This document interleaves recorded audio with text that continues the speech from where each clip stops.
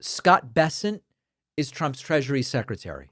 You may recall I famously sat next to him at dinner at Jaleo in Washington, D.C. not long ago. Not at the same table. He was adjacent to me at the next table over. He looked miserable. Didn't say a word to the people he was dining with the entire time. Ate his chicken fingers and then, no, he didn't have chicken fingers, but ate his food and then quietly left. He truly seems miserable. And he now is jumping in with what some are calling a psychotic episode live on stage over a protest, over the forthcoming No King's Day #2.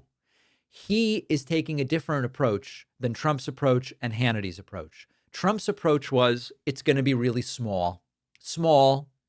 Hannity's approach was, for safety, stay away. Bessent's approach is, these are going to be far left, hardcore, unhinged protests. We're on day 15, and it doesn't look like there's any sign of a deal. Well, there's a thought out there that they're at least waiting to this crazy No Kings rally. They're crazy. This weekend, which is going to be the farthest left, the hardest core, the most unhinged in the Democratic Party, which is, a big title. And, no kings equal no paychecks. We are paying our military today. The Pentagon went into surplus funds and will be able to make the paychecks. And, They're terrified. They're terrified, and they are completely detached from reality.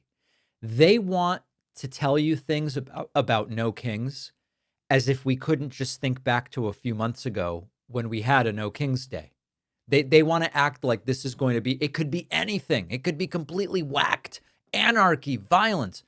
The No King's Day already happened, and it was massive, and it was entirely peaceful. So either Scott Bessent doesn't know that, or he's pretending that he doesn't know that, which raises the question, is he knowingly lying? Is he psychotic? What is the deal with Bessent? And honestly, the bigger question is, what is the Treasury Secretary doing talking about protests? His job is the economy. His job is, he is not supposed to be focused on whatever delusions Donald Trump's staff dreams up to scare viewers, in this case of CNBC. Sometimes it's Fox News. It's like if Janet Yellen had gotten up at a press conference and warned about Burning Man, for example, I think a lot of us would be saying, why is Janet Yellen talking about this? And what does it even mean to say no kings equals no paychecks? Is he suggesting that the people going don't have jobs? Because they mostly do. It's a weekend. Most people have weekends off. Not everybody, not a lot of service workers, of course.